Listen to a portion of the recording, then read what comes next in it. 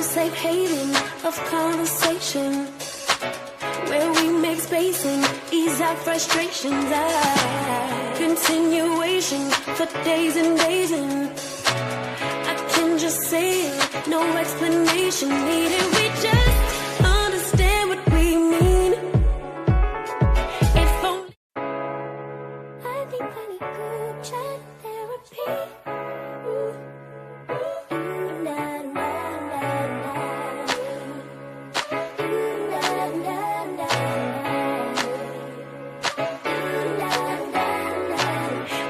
Safe haven of conversation where we make space and ease our frustrations.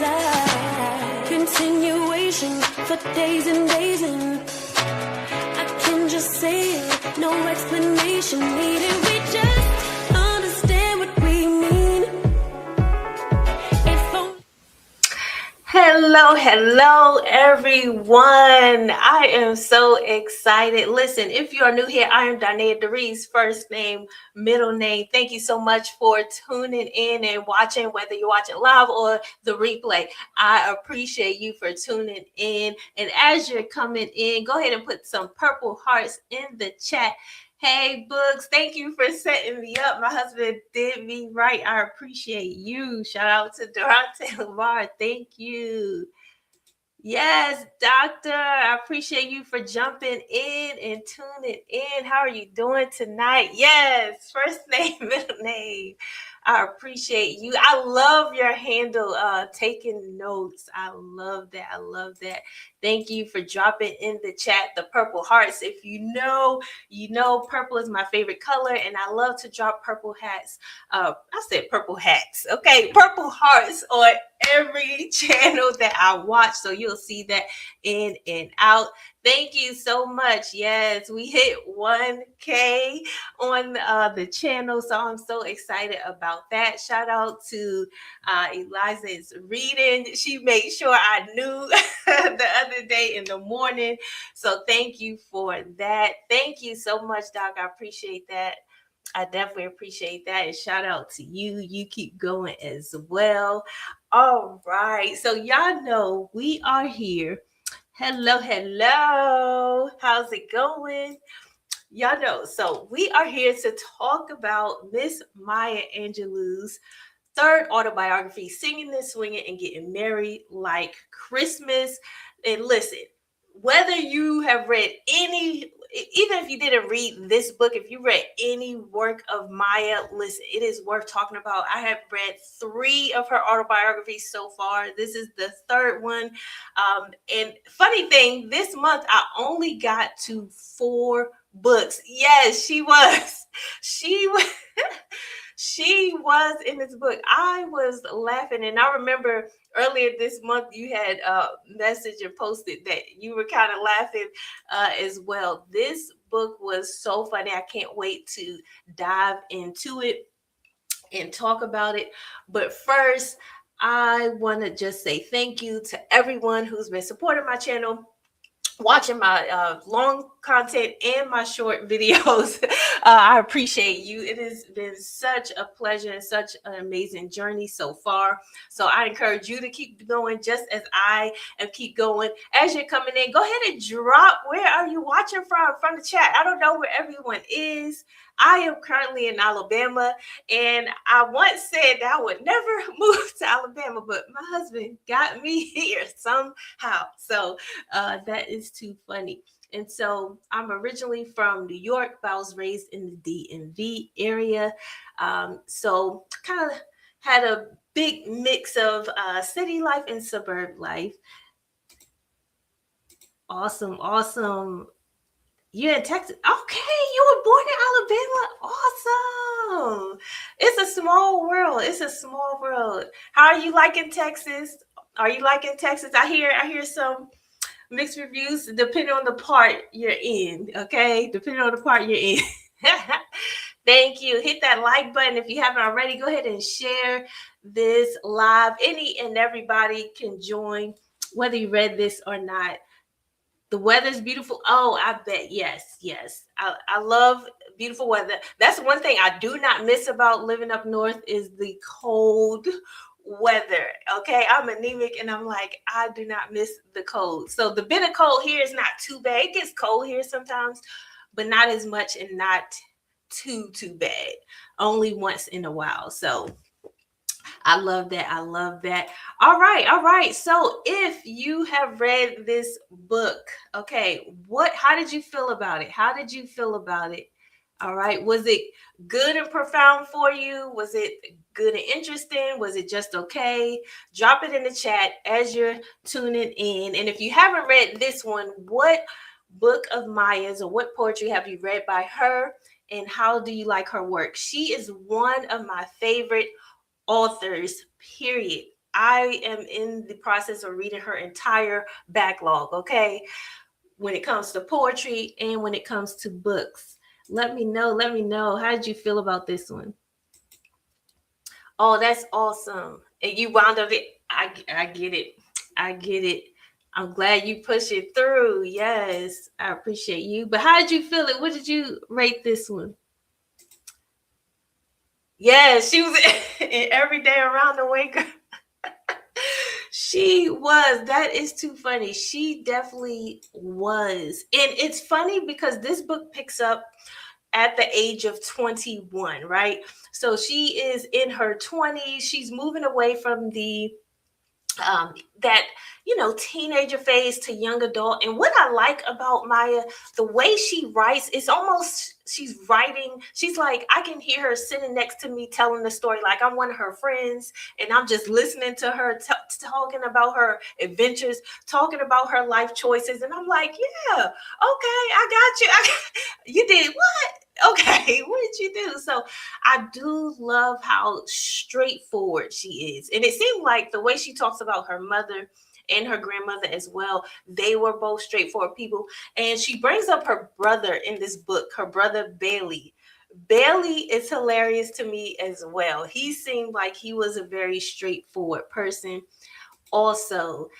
So I read about 4 books this month, and this was obviously my favorite again. Obviously my favorite. So the first one of hers was I Know Why the Caged Bird Sings, and this is the copy that I have. I love that one. Last year I read this one, Gathered Together in My Name, and listen, I rated this 5 stars. This is her second autobiography. I loved Gathered Together in My Name. So to pick up on this one was so exciting. Now she starts the book out with a sentence. She starts it out with, music was my refuge. And I love how she starts that out because that theme kind of carries out through the whole entire book, chapter by chapter. And you kind of get a sense of why she named the book Singing and Swinging and Getting Married Like Christmas. Because it has this music theme, it has this dance theme to it, it has this vibe theme to it. And it just carried out throughout the whole story there. So I wanted to know, what was your favorite moment in this book? If you've read this one, and Doc, I know you were reading along with me. What was your favorite moment that stood out and why? If you read it, drop that in the chat. Let me know. I would like to know. I know I had several moments that I definitely enjoyed in this book. And one of them, I wrote it down. Let me see if I put the quote up here. Her mom was kind of giving her some wisdom here. And one of the quotes that stood out to me that her mom said, sort of in the beginning, when she's kind of giving her advice, and this was on page 16, she says, remember, you may not always get what you pay for, but you will always, you would definitely pay for what you get. And I'm like, that was one of the profound moments for me. And that is so true in life right now, right? We always have to pay for something, but you may not always get what you pay for, but you always going to have to pay for it. And it seemed like her mom gives her little nuggets here and there throughout her life points. And her mom sort of lets her make her own decisions. And whether she agrees or not, she lets her make her own decisions in there. And when we're following at the beginning of the book, she's opening up at a music store, a record store, right? And she loves music. She's constantly listening to tracks. And then there's a guy that walks in, and he's not your average guy. And she's kind of like, why are you in this music store? Why are you listening to Black folk music, if you will? And so it kind of started this journey with her. She was working at a music store, record store, and then she sort of gets ventured off into other areas. In other areas, meaning she ends up going to a bar. She ends up auditioning and trying out. It seems like she didn't really know exactly what she was getting into. Yes, you love that quote as well. Yes. Hey, love. Chef Love with D. Hello, hello. Thank you, friend. I appreciate you for jumping in. I appreciate you. Y'all go follow Chef Love with D. She creates bookish content as well. And I just love her weekly wrap-ups. She's going to tell you everything she loves about the book. She's going to get some book hauls with her. And it's just so cozy, so calming. So y'all go follow her as well. Yes, absolutely. Your former years in ATL. Funny thing, we're actually looking to possibly move to ATL. So you relate to her in the club. I definitely understand that. Yes, I love that quote as well. Yes, you have to. I can't wait for you to read it and hear your thoughts. Hey, love, Kiana, my love as well. Y'all go follow her. Shout out to you. I appreciate you for jumping and tuning in. Yes. So, did y'all find it funny? For those who read it, it was quite funny as she was going to these, job interviews, if you will, or these auditions, if you will. ATL LA bound. See you. Yes. Okay. Why not both? Have a house on each side. Yes.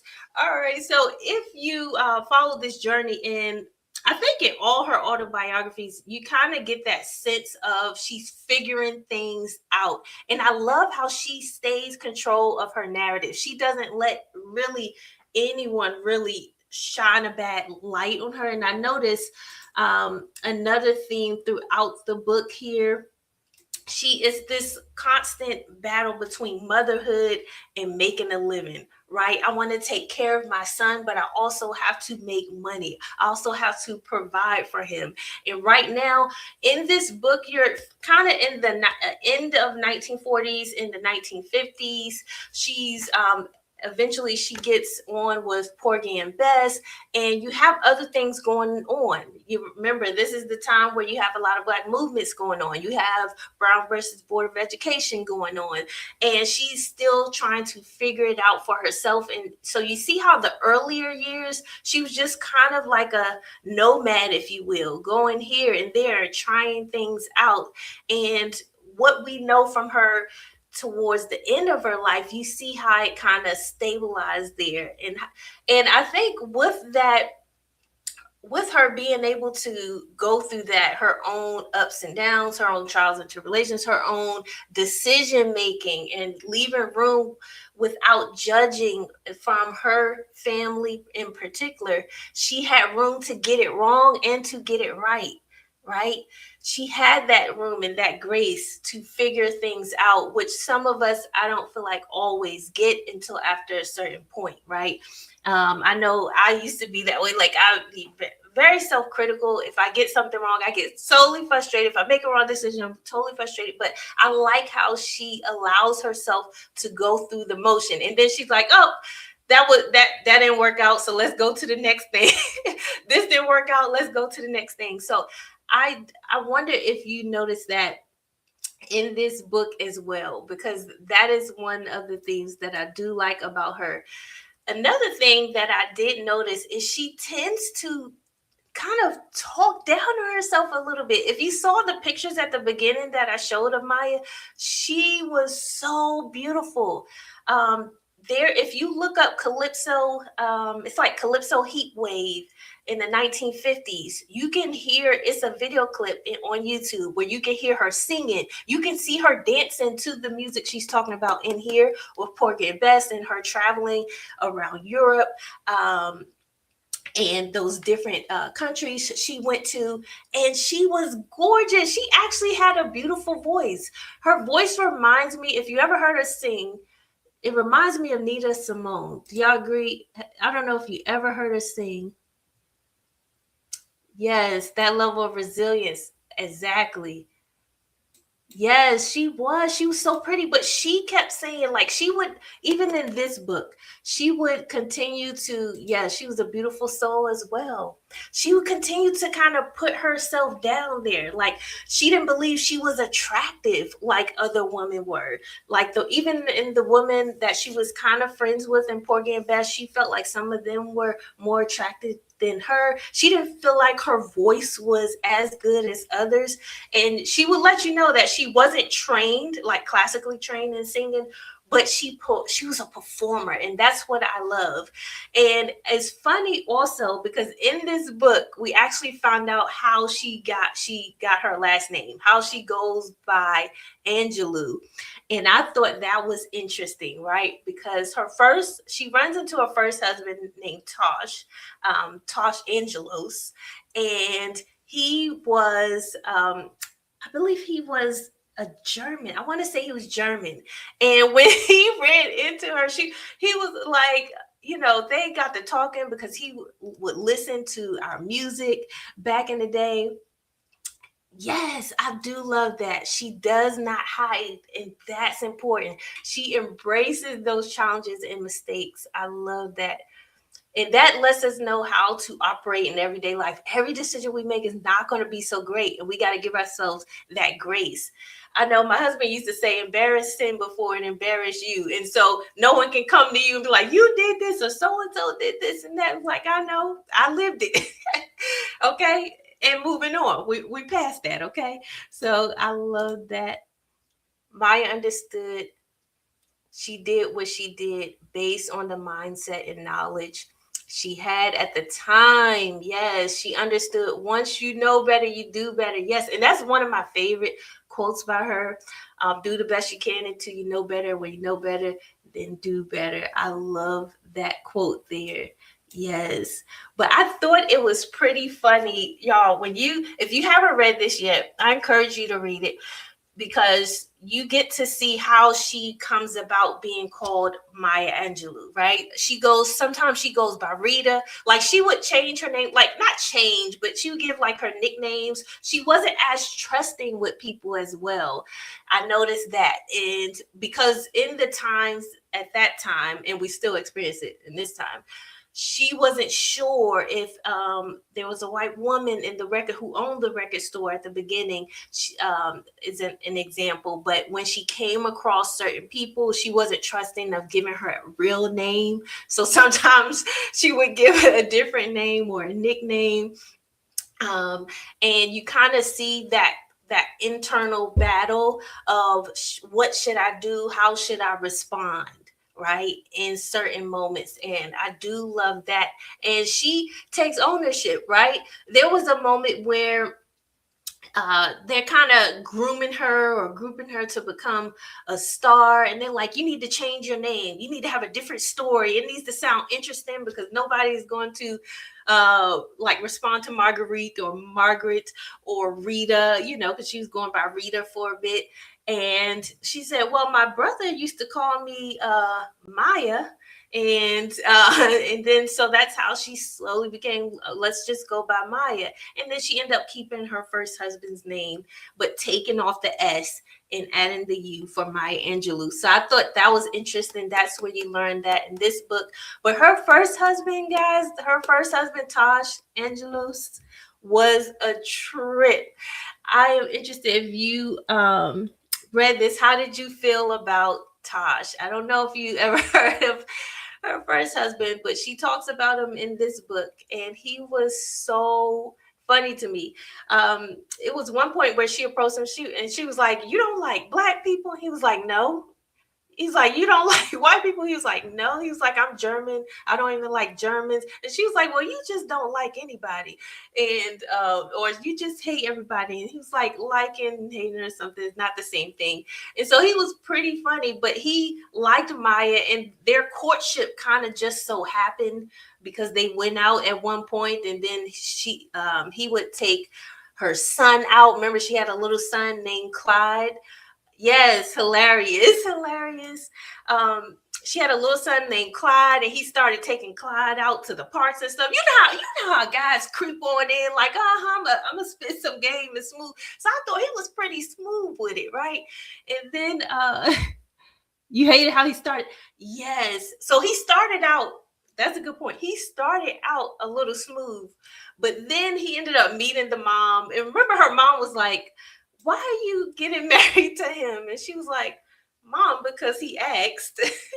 And that was her whole point of going ahead and getting married. Because he was like, "I'm going to marry you. Read my palm." And she did a little thing, and then he was like, "I'm going to marry you," and she was like, "Okay," but she ended up going ahead and marrying him, and she was like, "Well, I married him just because he asked." Now, how many of us made some decisions just because somebody asked? And that's again shows how she was just kind of going on with life. She was just figuring out, and she was thinking about, okay, my son needs a father, right? How many decisions when it comes to single moms, how many decisions are made because of that? But then Tosh started getting a little, he started getting a little too invasive. Okay, at one point he started getting to where she couldn't go nowhere unless he gave the okay. She wanted to even go to church, and the poor baby, he's like, "No, you're not going to church, you're not going outside." The boy couldn't go play with his friends anymore. Like it got that crazy. And then all of a sudden, he one day just wakes up and start yelling at her son for no reason. And then he's like, "Get my food." And then he ends up saying he doesn't feel like being married anymore. And I was like, "What?" Yes. Yes, the son. Yes. Interesting how her son picked up on the identity standards. Yes, that is another great point out, because this and her son Clyde was pretty smart. Clyde was very aware, just like his mother. If you kind of look how she describes Clyde, even in his younger years, he has some of her same tendencies, some of her same responses or calculations and deductions about life. And he was pretty funny in this book because she mentions him every so often. And he began to notice the differences in the treatment there.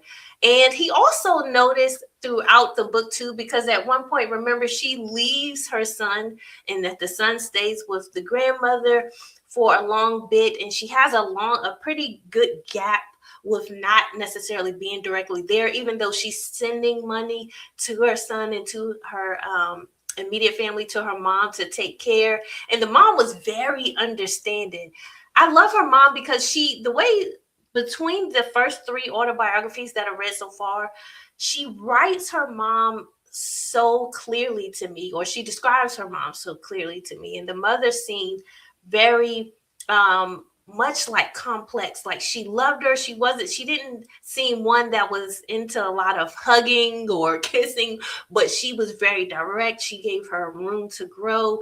And she understood when Maya ended up coming back from overseas, how Maya felt, because Maya had some guilt, like mom guilt there from leaving and working, right? And Clyde, her son, took a toll on him, because when she got back, he didn't even really want anything to do with her. And remember, the grandma was like, give your mama a hug, give your mama a kiss. And he was like, oh, he left. It took him a while to warm up. And from his standpoint, he just wanted his mother there. And from her standpoint, it's like, I got to figure things out.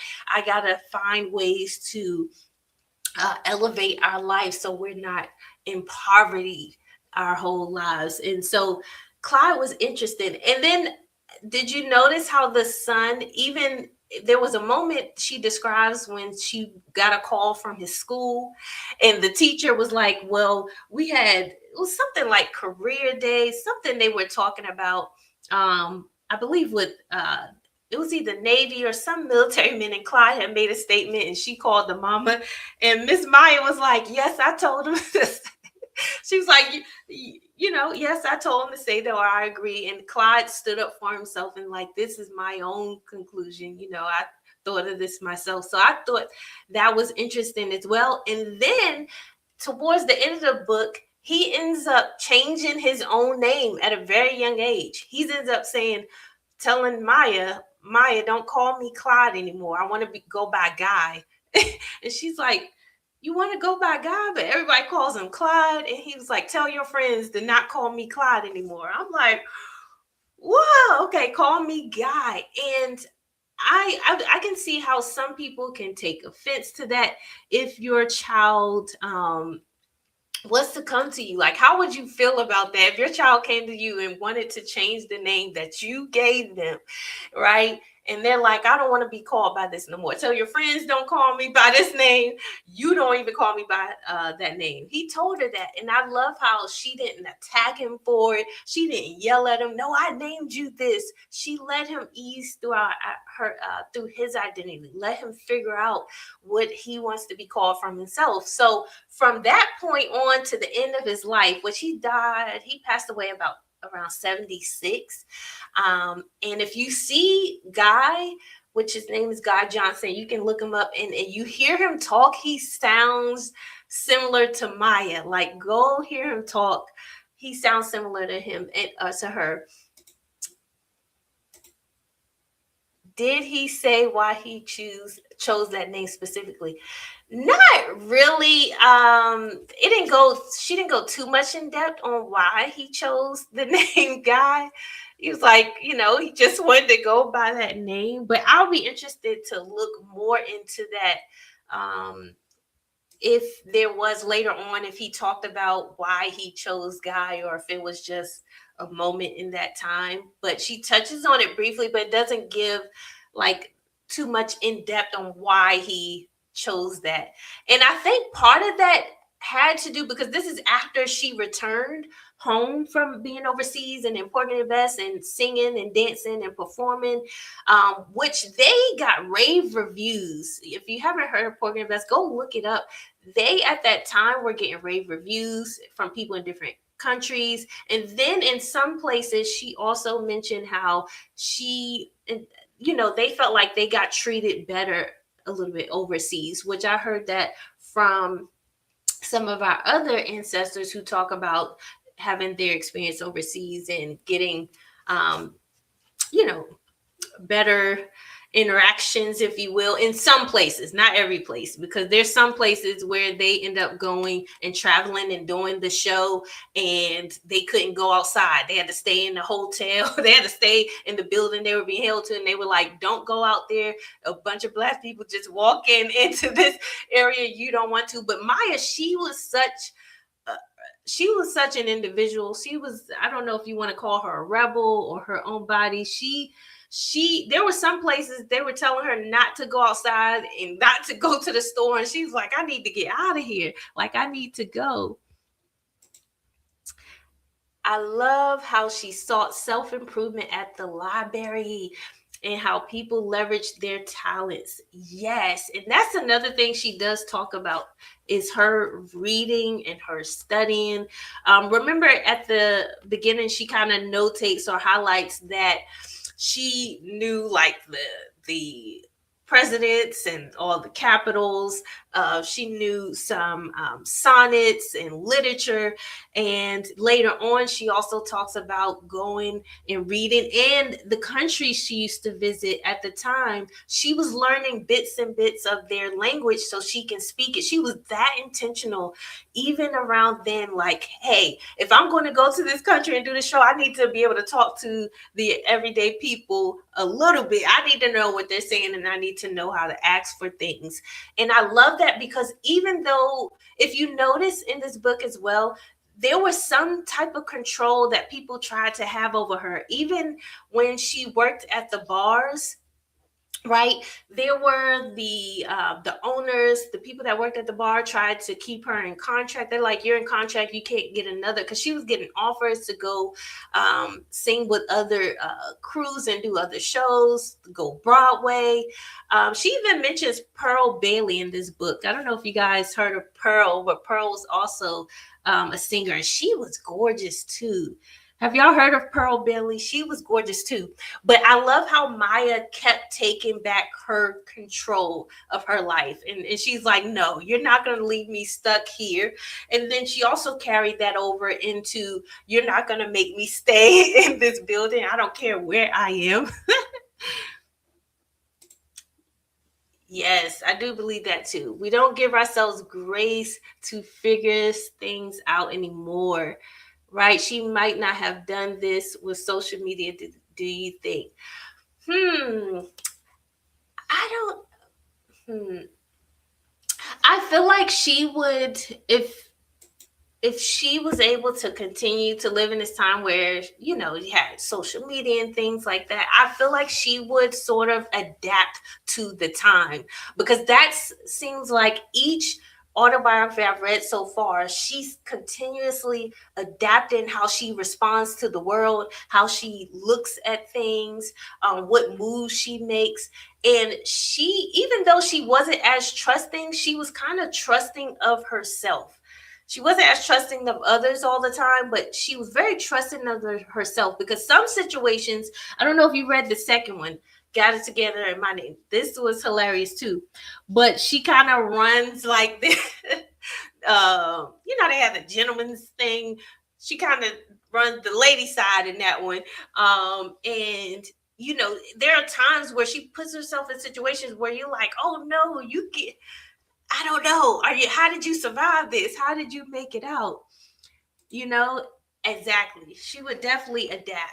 She would definitely adapt. And that's what you see throughout this story as well. She's continuously adapting to each yes, to each no that she receives. And remember, eventually she gets music lessons. They like, okay, because she felt like, I can't hit the notes, like I can sing. And I know one main song, like she kept singing, she would bring up Joe Run Joe, you know, Joe Run Joe, that song there. And she's like, she knew that song through and through.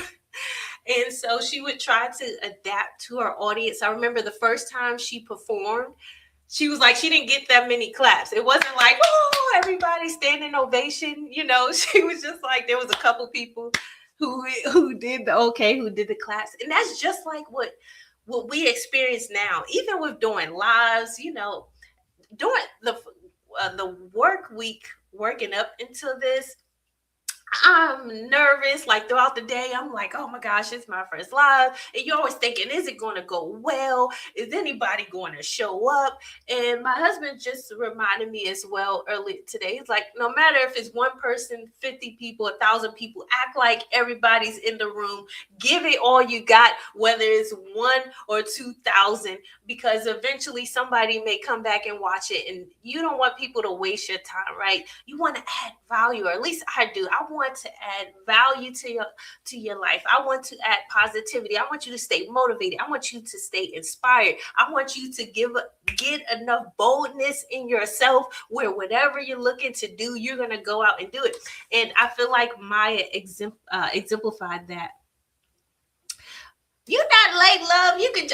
I'm glad you jumped in. I appreciate you. Thank you for tuning in. Yes.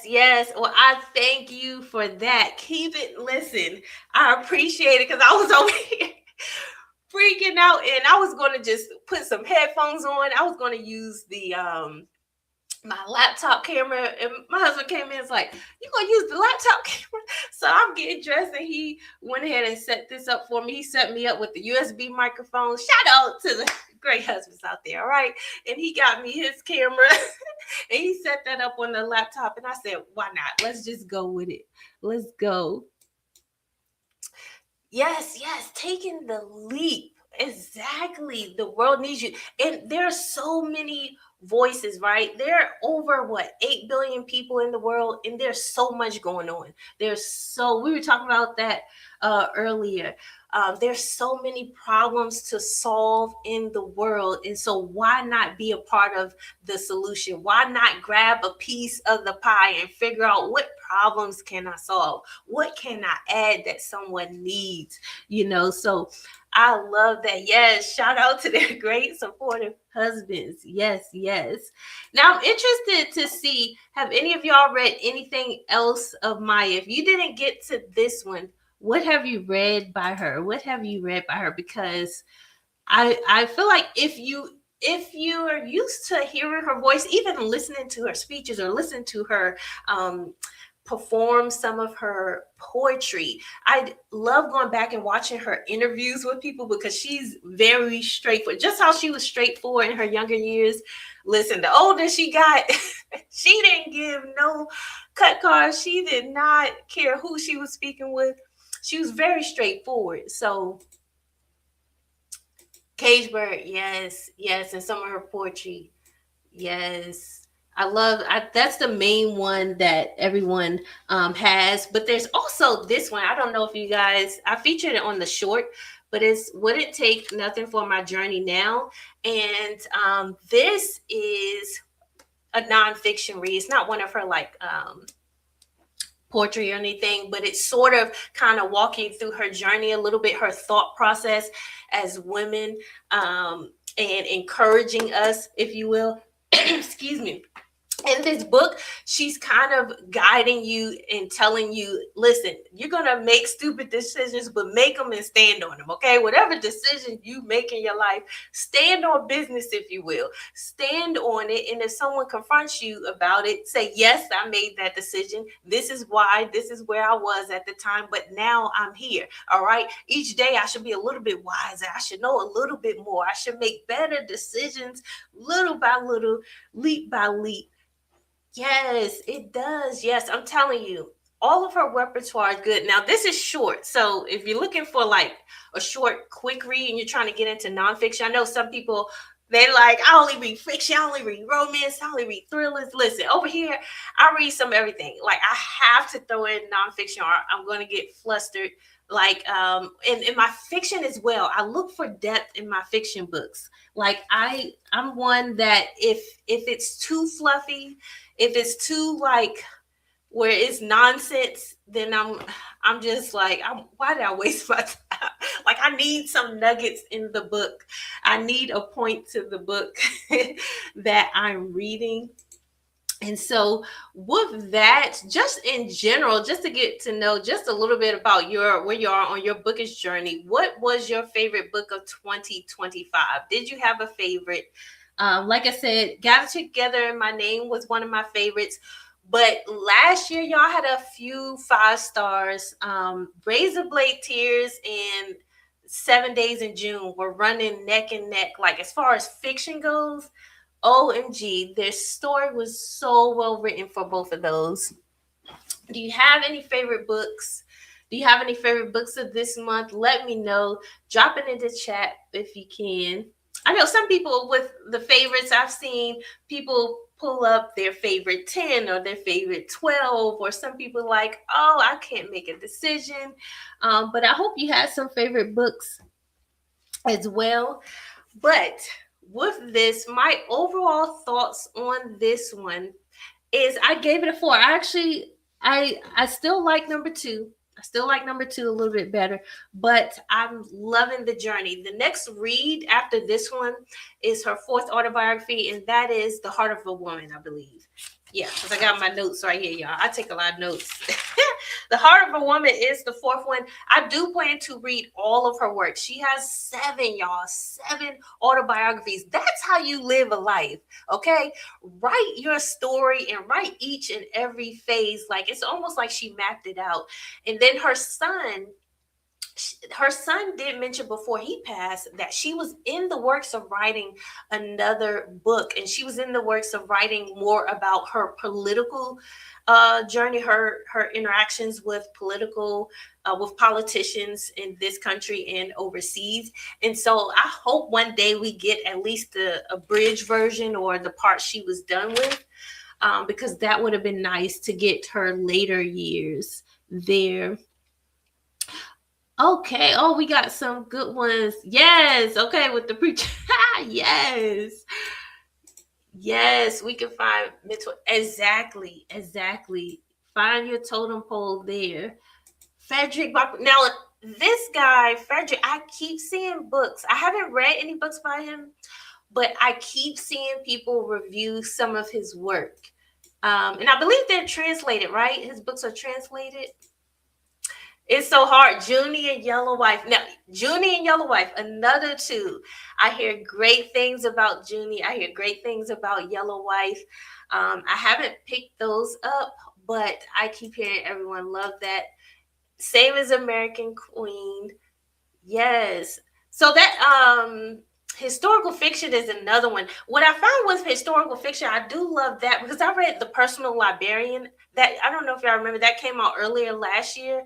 And The Personal Librarian, I knew nothing about Richard Theodore Green, until I read that book.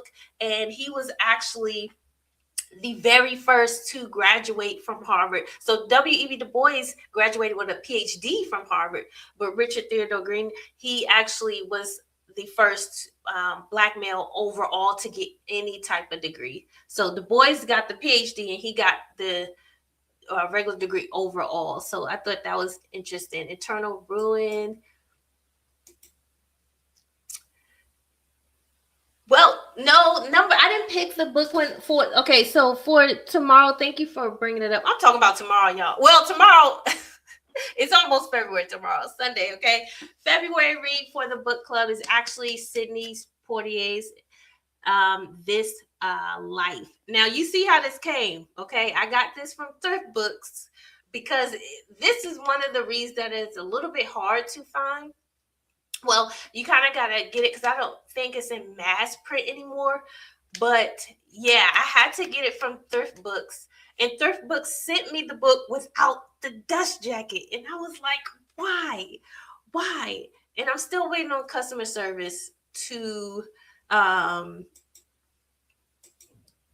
give me some information on that. But yeah, Thrift Books had it. And I believe when I looked it up, Walmart may have had it. Yeah, his books are translated. Okay, that's what I thought. Yeah. Savings Trust History of Academic. Absolutely, absolutely. But yeah, so guys, for the book club, Connecting the Dots book club, our February read is This Life. Let me know if you're still having a hard time finding it, but try Thrift Books. You just want to make sure they give you the dust jacket. But what I do love about this one, he puts a lot of pictures in here. Obviously, they're going to be black and white, but he puts a lot of pictures in his younger years in this one. You're going to see like so many great images on this one. So I can't wait to dive into Sidney's. So if you're new here or just getting information about Connecting the Dots book club, the sole purpose of the book club, I want us to read from all different genres. We don't have to stay stuck in one genre, but I want us to get some reads in that entertain, but also inform. And so each quarter we'll be reading from a different genre. So first quarter, we're focusing on nonfiction and memoirs. So hence Maya Angelou's, and now we're going to be in Sidney Poitier for February. And then March, I'm so excited for March because March, we're going to be getting into Nina Simone's autobiography, which is I Put a Spell on You, okay? And we know Miss Nina was a trip now. Miss Nina, she was something. So I'm excited to read those. And then in the second quarter, we're going to be moving to the romance genre. Third quarter, we're going to be reading some thrillers, but you all will have to help me pick the book selections for quarter three. And quarter four, if you're going to formally join, you'll be able to vote. Now, I dropped the form in the chat. It's just a quick Google form, y'all. where I get a few pieces of information, and it allows me to get your information if you want to participate in giveaways, voting, throughout the year. And we can connect better and learn a little more about each other. Go ahead and fill out that form. Scroll back up to the top. Also, you can go into the description to get that link to formally join.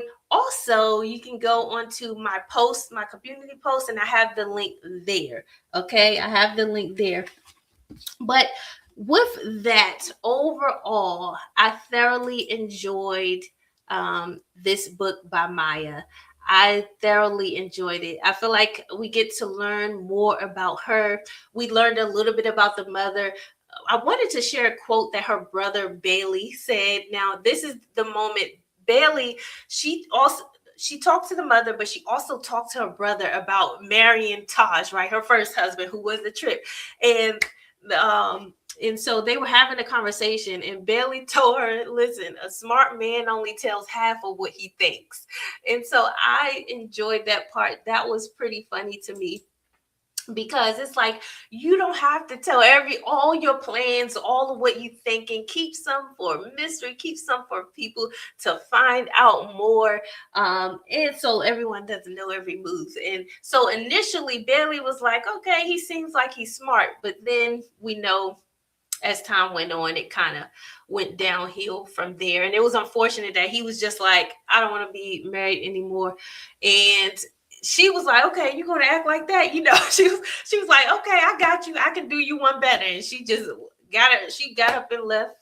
She got her and Clyde at the time. And so I thought that was funny as well. And I want to make sure I'm not missing anything. So this was published in 1976, and it follows her in the 1950s. She has the other three after Heart of the Woman. It's All God's Children Need Traveling Shoes. Then it's A Song Flung Up to Heaven, and then it's Mom, Me, and Mom. And so that's her last one that she got to. And I'm so excited to get to those. Now, those I'm just going to be reading at some point this year. I know I'm going to at least get to the fourth one and possibly the fifth one this year. I'm not going to rush to finish all seven. But if you do end up reading the next ones along with me, I would love to hear your thoughts on it.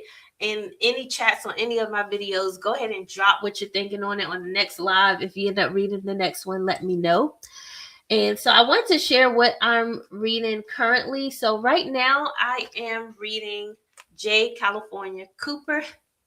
This is my first read by Miss J. California Cooper, called Family. And this read is very interesting because it's written like in that broken dialect, if you will. And the storytelling is from the daughter of the book. And it's very interesting of what they're going through, because it is a story about being enslaved and watching your children being mistreated, having to overwork and being in the heat. And so this is interesting. Let me know if you read any J. California Cooper. And so that's going to be my last book of January. And I finished Finding Me and Miss Chef Love with D. My love, Miss Derica, we were having a funny time with this one, because this one takes you up and then it goes like, all right, it goes at a flat there, but it is a good read if you're just getting into nonfiction, or you're looking to get into memoirs or something that's easy to read. This one is a good one to pick up. It is one where you may want to read the audio, because she actually won a Grammy. That's how she became an EGOT. She won a Grammy for this audio version for her memoir here. The beginning is good. She starts out she's a heavy hitter. Okay. She's another one who's going to say her words and mean it. She's going to talk the talk. She does not hold back. Now it is a little bit repetitive for me. So like, as you're reading, she spends a lot of time describing her childhood, and so it kind of, you may get in a little slump there, but if you push through it, you'll learn a little bit more about that as well. And so, is there anything, are you guys still reading, or are you done for your January reads? Let me know in the chat. Are you still reading? All right. Because I'm trying to make it, I'm trying to finish. This week, I've only been able to read like 10 pages here, 15 pages here.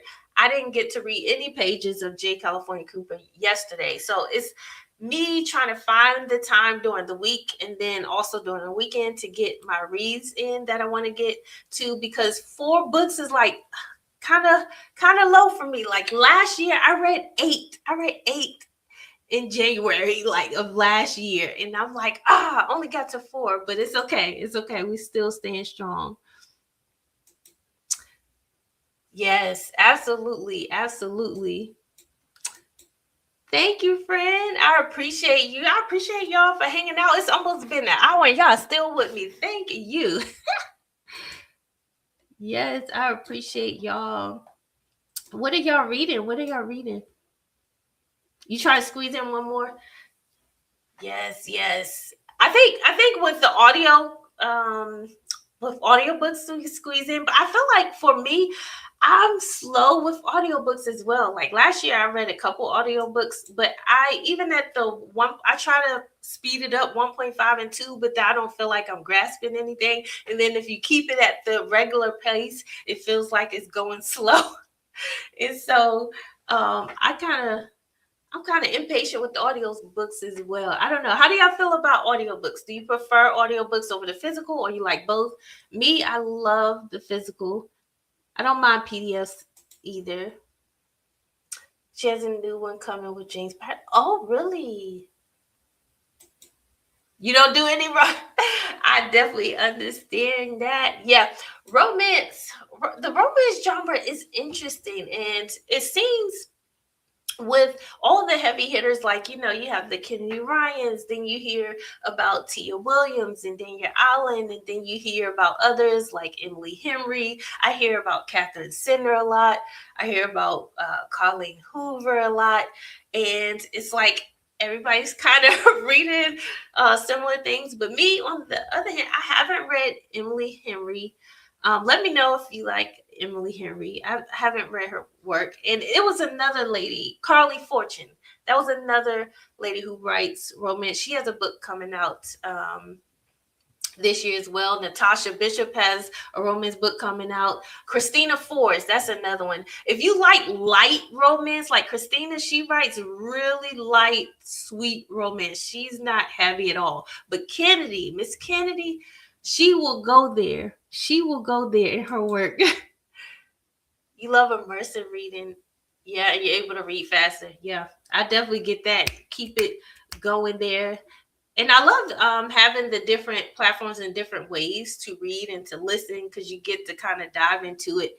And I heard S.A. Cosby's audiobooks were awesome too. I heard that Razor Blade Tears. I didn't get to listen to Razor Blade Tears on audio, but I heard that it was amazing. And the guy that he constantly used for his audiobooks, I heard that he does it so well.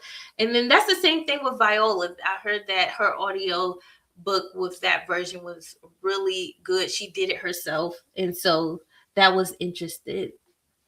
But if you are interested in watching clips of Maya, I can send them to you. I can post them in the community page, because oh my gosh, to see her in this time while you were reading, because as I was reading this book, I would sort of bring up videos about Porgy Bess or about her in her younger years. And I love doing that at the same time while reading this. The narrator for him is so good. Yes, I heard. I gotta, now that I read the book, I do like after reading it physically, that's when I like to go back to the audio. And so I do still want to hear his audio for Razor Blade Tears, because everyone talks about the guy he uses, and it's the actor he uses for that one. And then some of his books are being turned into movies. I don't think it was Razor Blade Tears. Was it All the Sinners Bleed? I think one of his, I can't remember which one of his is getting turned into a movie adaptation, but he has those things in the works. And the Housemaid series. So I know some of us read the Housemaid last year or when it officially came out, and people been raving about the movie. Some people were like, "Oh, they didn't stick to the correct ending," and some people were like, "No, it was very good still." I know from the previews, it was like they didn't get the room right. Right? If you read the Housemaid series by Frida McFadden, she was like in this. Millie was in this stuck little room when she was being the nanny or working for this lady. But the room in the movie it actually looked kind of big and spacious, and it felt airy and a nice little bed. It's All the Sinners Bleed. Okay, perfect. I gotta keep a look out that because that is my second favorite book by S.A. Cosby is All the Sinners Bleed. And I love the narration. Like this, he's just so great at storytelling.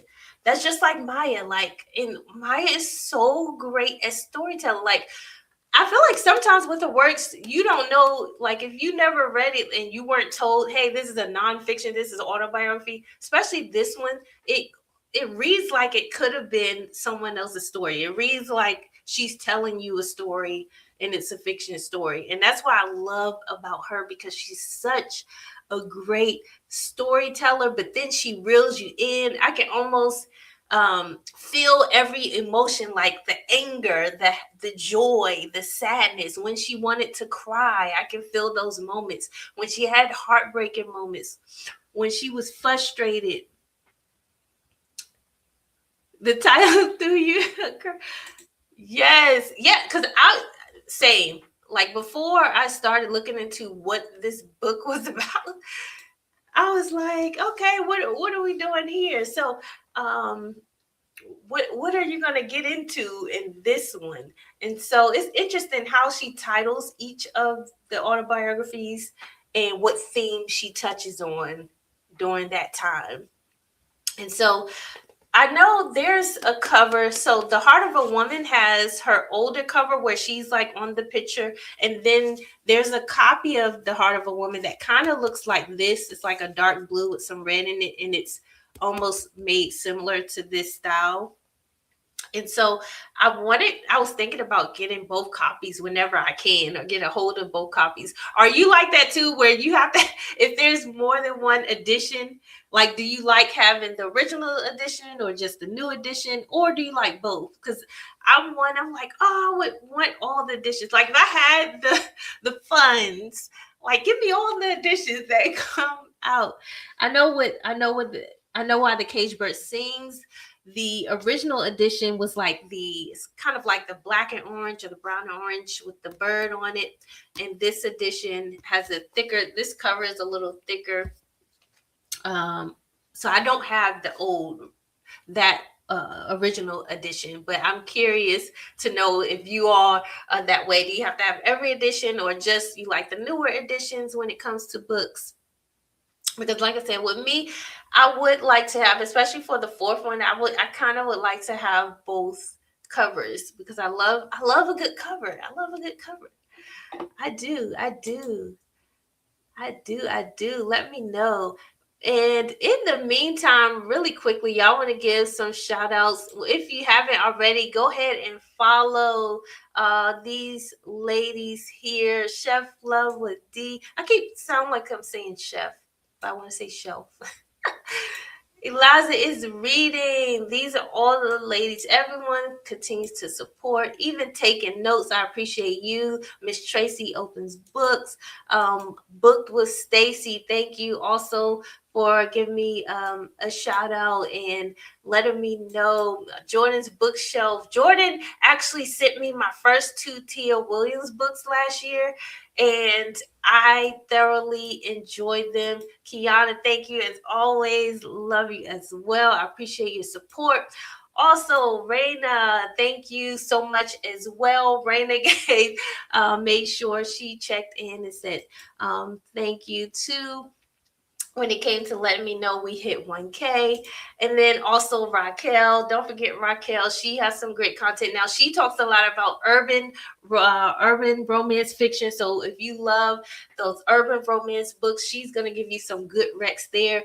I haven't read urban romance, y'all, in years. Like in my younger years, I read some, but then all the stories started seeming the same. And I'm like, why are we writing the same stories over and over again? Yes, the prettier cover. You prefer the original. I definitely understand that. And having the copy is nothing like having a copy of that first original cover. It's like I want both. Yes, you're welcome always. You're welcome always. I appreciate y'all for tuning in. Tuning in. So let's start wrapping up. But let me know, what were your final thoughts, if you have any, on this read or any other works you read by Maya. I know I have last year on my TBRs, I kept putting Langston Hughes. Langston Hughes has an autobiography. If you're looking to get into like memoirs and autobiographies, a lot of our ancestors have um books about themselves. And that's the thing when it comes to reading. I like to hear what people have to say about themselves. And I also like to read how other people view them from the outside looking in, right? Because when you're reading those biographies that are written by other people, no matter if they come from a different culture, a different area, a different group or ways of being, I do like to see how they perceive. So some people can do research and still come to their own conclusions, but I love to see how did we view ourselves. That's why I do like autobiographies and memoirs. Like, how do you view this point in your life? And then you can kind of compare, because sometimes you'll find, okay, is this being exaggerated a little bit? Are you telling me the truth here? Are you really remembering this word for word? You have some people where I felt like Maya, she's like, okay, each phase I'm going to write about my life. Each phase I'm going to break it down, versus waiting to the end of her life and just try to remember and write it all. I'm going to take notes along the way and then put out sections. But I'd actually love hearing both sides and then seeing where, if are there any connections, or are they any disconnects in how someone else view you and how you view yourself. And so I'm interested to get into Langston Hughes. I didn't get to his autobiography last year, but he was one of the first poets that I've read. My mom bought me the collected poems of Langston Hughes when I was a kid, and that was one of my first poetry books that I had of his. And that's how I got into poetry. I used to love to write poetry. I used to love to read poetry. And so I'm excited. I did not know until last year that he had an autobiography, and I believe he has two himself out as well. And then we all know Baldwin. So I've been building my James Baldwin catalog as well. And Baldwin, I love how he kind of writes himself, because one of his Go Tell It on the Mountain is kind of a fictional biographical story, if you will. So he's telling his story, but in a fictional way. And I thought that was interesting. Like, getting into, why did you choose to write it this way, right? Why did you choose to write it from a fictional standpoint versus just going ahead and telling out? And I noticed all his books have similar themes to them.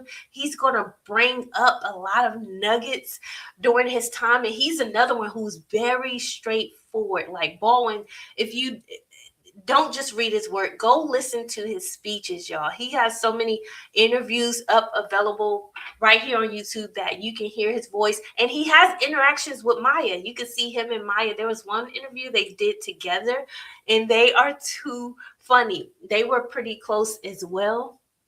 And so that's another one with Baldwin of the catalogs that I want to get into. And I'm trying to make sure I'm not missing anyone. Richard Wright. Richard Wright is another one. Miss Rebecca sent me The Life and Times of Richard Wright. That's the biography. And then I'm also going to read his autobiography, which is Black Boy. And I can't wait to get into those. I read Native Son. You won't believe. Listen, Native Son, the fall of last year, that was my first read by Richard Wright. And I'm like, what took me so long to get into Richard Wright? Like, this guy, he tells stories like no other. He's very bold with his stories. And I don't know if you know, but he kind of got exiled for his work there because how bold he was. And that's interesting how even if we stood up for ourselves or if we display any type of activism, even if it's just from writing stories, how that was sort of an offense to people, right? That was like, oh, you're standing up and writing, you're because he goes there. Richard Wright goes there. Okay, he holds no cut cards. And so if you ever read his work and follow the characters, Bigger Thomas, because that what that book was about. And then I read The Man Who Lived Underground, and that one was good. That was about Fred, and Fred Daniels was that one. And his characters are so interesting. You're going to be like, why are you making these horrible decisions? What are you doing? But then you see the background. He lays the background of their stories as to why they make the decisions that they do. And then you also see the complexity in the variables of how they chose to gain control of their life, even though it was technically some bad decisions. They were like, this is the only way I feel like I can take control at the time. And that flows when you start, the more you read, I feel like the more I start to connect the dots. Okay. Hello. We're connecting the dots. We should be. Don't read and just throw away. Like, I know you may not remember everything you read, but start connecting the dots and you'll start picking up life patterns. You start picking up patterns of people. You start picking up how people respond to certain things in certain ways, right? And so I think that's interesting as well, because the more you read, especially of the same people of the same time for similar time frames, you kind of get a pattern of their writing and their perspective. Because that's how I feel about Maya as well. Because remember, Richard Wright, he's writing between those 40s and 50s there, he's writing as well. So everything is going on. Nothing is really isolated. Everything is connected. So even when I'm reading, it doesn't matter what I'm reading. It can be romance, it can be thrillers. I'm seeing some overall point, some purpose to it and as to what's going on. So I hope you enjoyed reading about Maya. I hope you're able to find This Life by Sidney Poitier. Again, go ahead and fill out that link in the chat there. So that way you can connect and join, be a member officially. I'll greatly appreciate that. And we'll able to vote as the year goes on. Now, I did want to show y'all the first book I read at the beginning of the year. So I started the year out with Mind Your Manners by Sarah Jane Cole, How to Be Your Best Self in Any Situation. And normally every year I start the book off with like a productivity book, a nonfiction read. My goal is to read 26 this year. So if you have a nonfiction goal, let me know what's your goal for reading this year. But my goal for nonfiction is to specifically read at least 26 books. Out of all the books I read, 26 of those need to be nonfiction. Luckily, this month I read 3 so far. So we're on our way. But this read was pretty interesting. I rated like, it was either 3 or 3.5, but she goes a lot into etiquette here, how to show up on an interview, how to respond or treat other people, whether you're in relationship, friendships. She goes into very much detail on how even when someone's talking, you're responding to, you kind of match their energy, input and output. And so this was an interesting read as well. And so, yeah, that's been my reading month of January. Listen, I'm ready for you all's wrap ups. If you are doing a wrap up for my bookish girlies and guys that make content, let me know if you're doing a wrap up, because I would love to see your wrap up. 98% of yours. Whoa, that's excellent.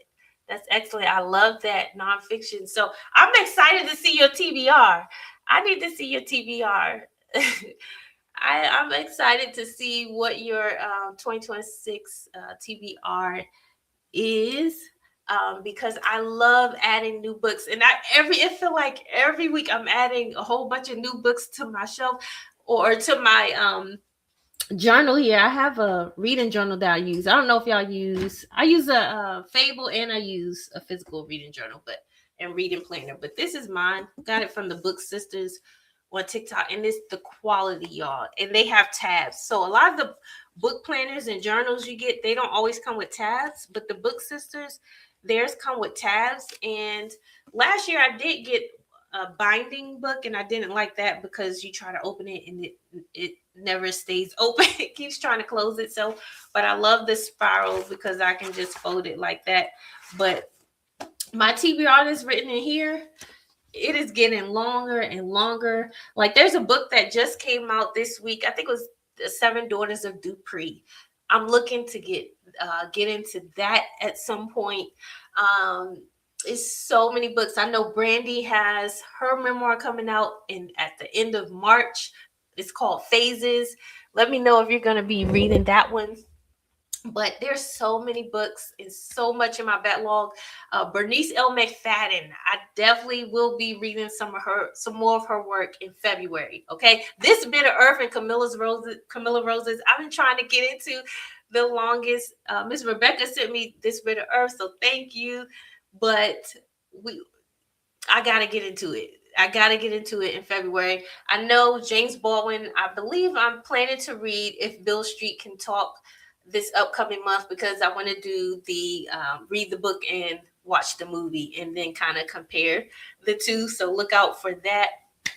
I know I'm probably going to read Joya Goffney. I'm going to put in a little bit of romance, just something light to split it up because all my books right now have been a little heavy. Okay, they've been a little bit very informative, but also heavy. So I kind of want to break it up just a little bit to give myself some breathing room. I also have Assata Shakur's autobiography. I want to read that. I have Marcus Garvey's book. I want to read that. Which my husband and we have like the PDF digital copies of some of his work for Marcus Garvey, but I actually have one physical copy as well that I want to read as well. And so I take a lot of notes. I love studying and learning and seeing where our ancestors were, what worked, what didn't, so we can, better apply things, keep moving forward and be progressive and being innovative.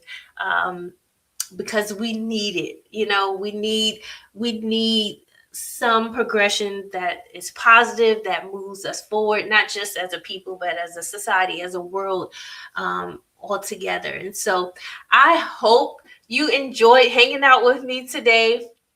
Let me know. Throw some more purple hearts in the chat. I appreciate you.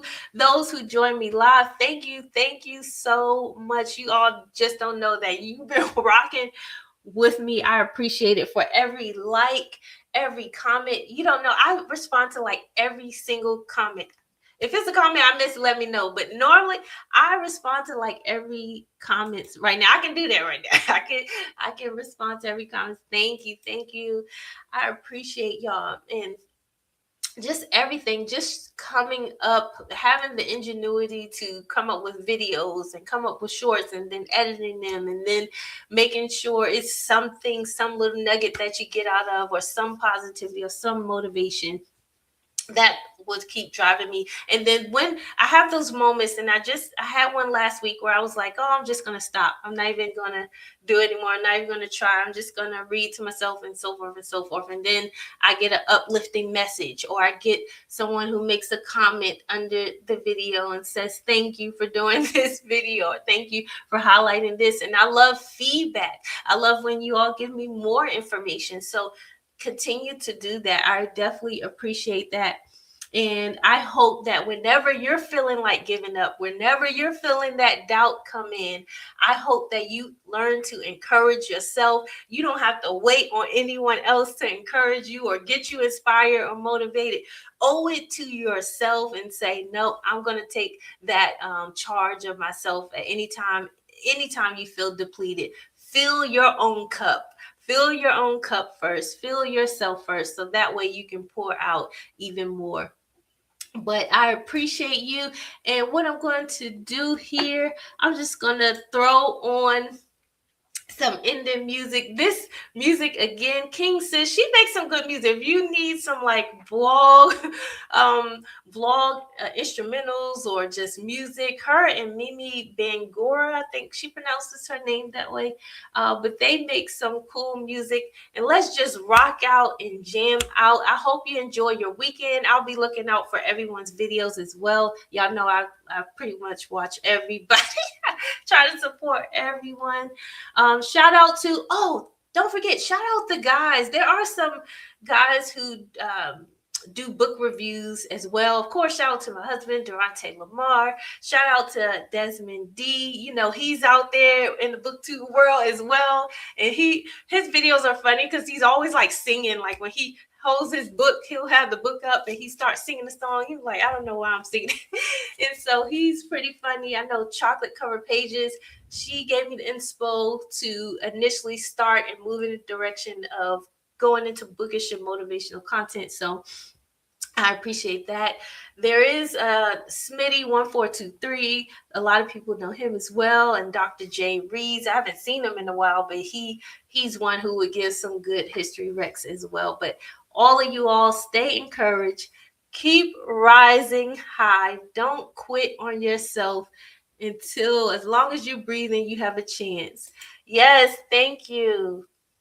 Thank you. I enjoy spending time with you. I appreciate you for showing up. Thank you. Thank you. I can't wait to catch you on yours. All right. Yes. Yes. Way to support. That's what I do love about the BookTube community. Out of a lot of the other communities, or all the communities of YouTube, you guys, the BookTube community, man, we got some supportive people in there that'll keep each other going. And so I definitely appreciate that. It's just been a great space to talk about not just books, but about life and moving forward and what we plan to do and how we plan to grow, whether it's personal development or with family, with our children and things. And so it's just been a great community. So I'm thankful for you all. I hope y'all been enjoying your time. And I'm going to throw on this music and let's rock it out for the last bit. All right. And whatever you do in the meantime, in between time, always remember to keep rising. I think I need good chat therapy.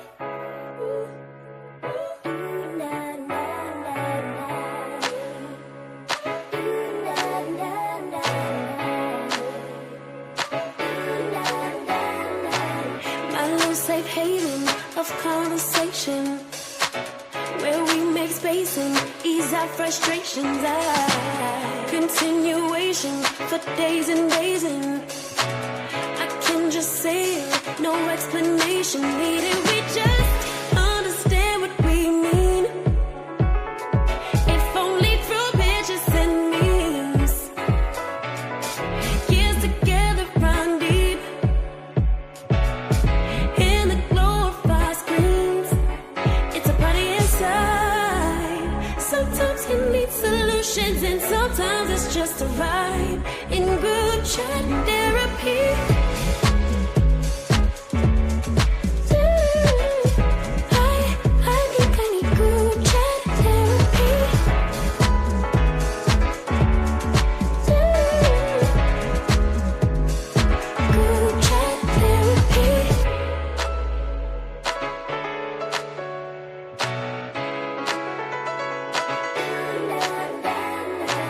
Tell you all my secrets, it's safe to